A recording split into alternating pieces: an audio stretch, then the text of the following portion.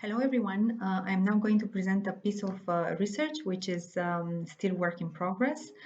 This work is together with Professor Cristina Iannelli, and we are looking at children from disadvantaged families who attain successful cognitive outcomes against all odds, so despite their family disadvantage. Now, we started this research knowing that parental socioeconomic background plays a key role in children's cognitive development. And unfortunately, there's abundant evidence, research evidence, showing that children from more disadvantaged families are more likely to experience poorer outcomes. However, some children from disadvantaged backgrounds do succeed against all odds, so despite the disadvantage. But with a few notable exceptions, most research has focused on the factors which negatively affect children's outcomes. So focusing on the gap between the top and the bottom socioeconomic groups. And we think that there's more to learn from the positive experiences. Therefore, our research questions are the following. So first, we ask to what extent do children from disadvantaged backgrounds attain successful cognitive outcomes?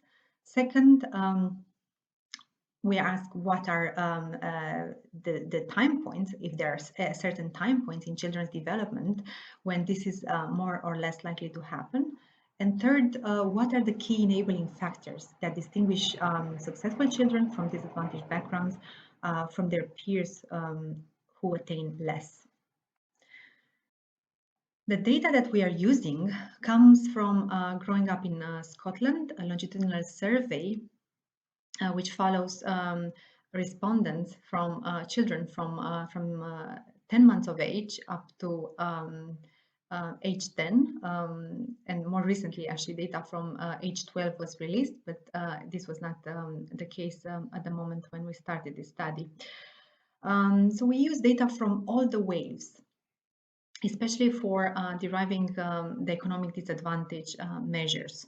And for the cognitive skills, we use data from ages 3, 5, and 10. And our working sample that we start with consists of 2,815 respondents who answered all the sweeps from the first one to sweep 8 in our case. So the way we defined family economic disadvantage was based on the equivalized household income, total household income before tax. And we included in this group those who were at least once in the bottom quintile between first sweep and up to the 8th sweep, age 10. And this group of disadvantaged, more disadvantaged families consisted of around 1,000 respondents. For the cognitive skills, we are using vocabulary scores as proxy, and we focus on the overall median, so the group median, regardless of the advantage or disadvantage of the family. So we set the bar quite high. And as I mentioned, these measures were collected at age 3, age 5, and age 10. And although the tests were slightly different, also to accommodate, age-specific questions, by using the median, we are aiming to capture, the group definition above the median. We are aiming to capture the relative position of the children within each age-specific test or score. Okay, let's answer the first research question. So to what extent do children from economically disadvantaged backgrounds attain successful cognitive outcomes? Well, to a moderate extent. So as you can see in this graph, around 30% of children from disadvantaged backgrounds, so the blue bars, those who were in the bottom income quintile at least once in our period of observation. So around 30% of them attain scores above the median. And we see that this percentage is slightly higher for age 10 and age 3. And lower for age 5. So we have a bit of a U-shape. But at each age, you see that we notice a considerable gap between the more advantaged and less advantaged families. Now, I have to mention that this gap would be even more pronounced if we would look at the extremes, right? So the top quintile or the bottom quintile. The way we define it here is quite it is in a broad way, right? So never in the bottom quintile could include families who are either in the top quintile or in the fourth quintile. But even so, we actually notice considerable differences. Now, if you consider the extent of success based on the number of children, based on the number of times children attained a score above the median at age by the age of 10, we see that the chance of disadvantage of the disadvantaged group indicated by the blue line here. So the chance of being consistently successful is much lower. So around 11% of our disadvantaged children attained the scores above the median at all the 3 time points, while around 30% of them attained scores above the median at only 1 time point. So this makes a difference as well and tells us about the extent of success. Now, if we are going further and refine our measure of disadvantage, separating out those who are 3 times or more in the bottom quintile, the most disadvantaged group indicated here by the dark blue line, we see that an even sharper decrease in the chances of the children to be consistently successful, right? So this now, so being 3 times above the median is now reduced to 7%. So the persistence of disadvantage makes a difference, and we see that this is quite it's quite a difference compared to even to those who were just once in the bottom quintile, or those who were never in the bottom quintile. Okay, so moving to the second research question, we ask whether there are certain time points in the economically disadvantaged children's development when they are more or less likely to attain a cognitive score above the median. And the quick answer is that for the children from disadvantaged families, the most common pattern of, let's say, resilience or success, right, is to experience this one time, either at age 10 or one time at age 3. And the other patterns of success or resilience, the other combinations, right, of number of times and ages are less prevalent. But the fact that attaining scores above the median one time at the age of 10 is the most prevalent pattern of resilience could indicate the fact that exposure to school, because age of 10 is towards the end of around the age of at the end of primary school.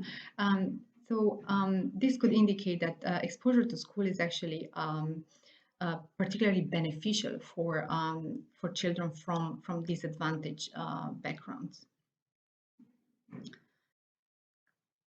Now, the third research question asks the following: what are the key enabling factors that distinguish successful children from disadvantaged backgrounds from their peers who attain less?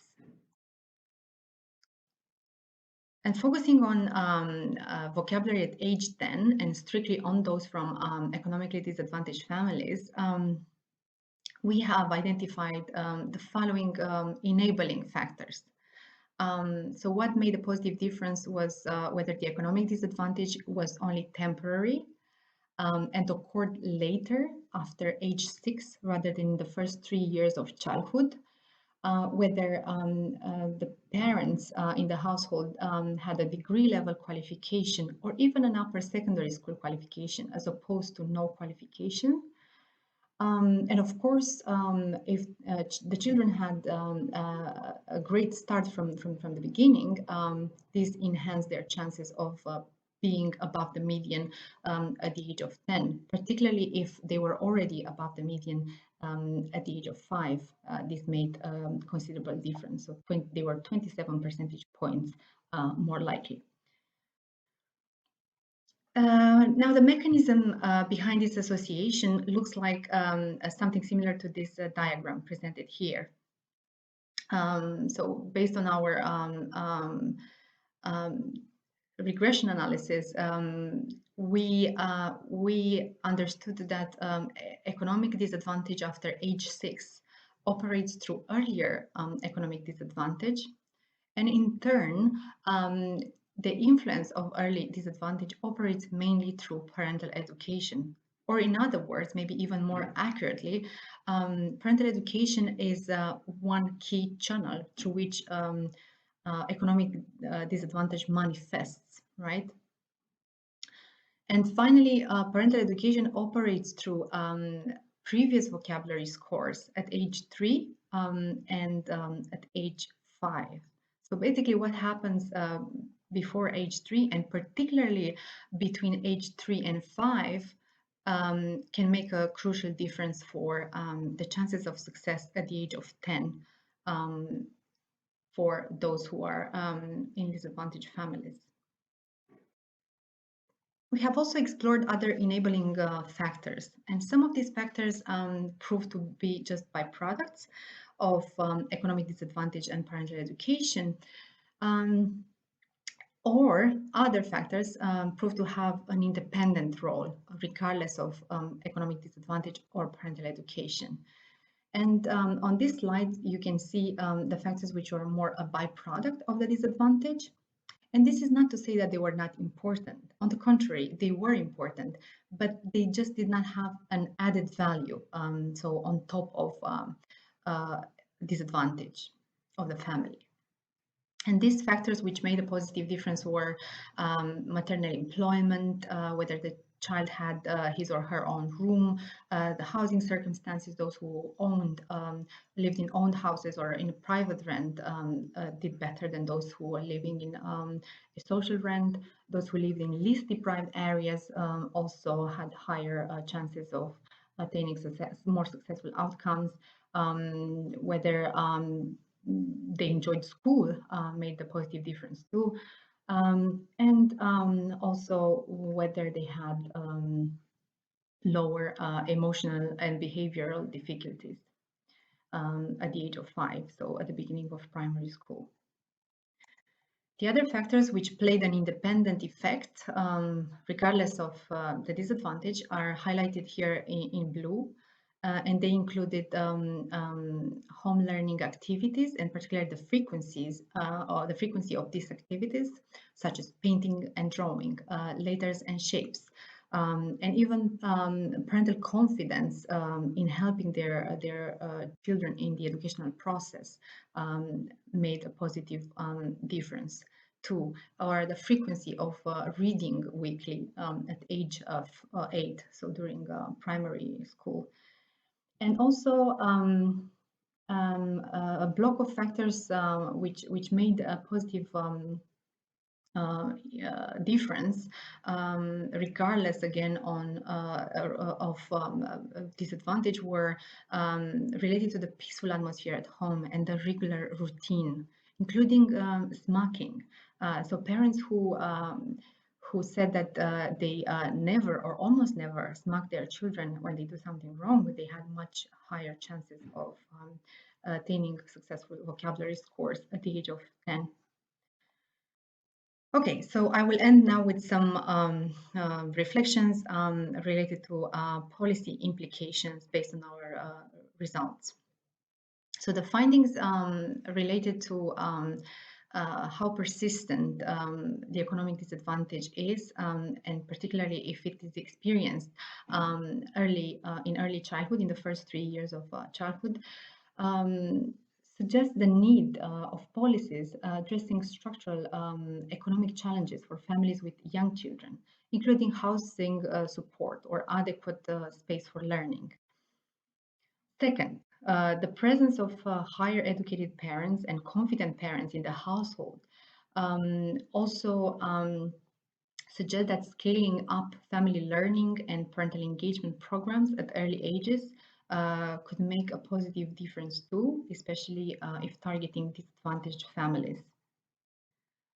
Next, the clear advantage of successful early start for later outcomes and the importance of stimulating learning activities in early childhood.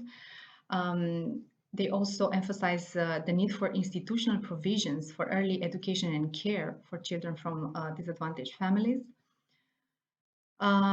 Next, the net advantage of a calm atmosphere at home and the lack of smacking suggests that initiatives to protect children from a conflictual or even aggressive family environment could lead to better cognitive skills at the age of 10.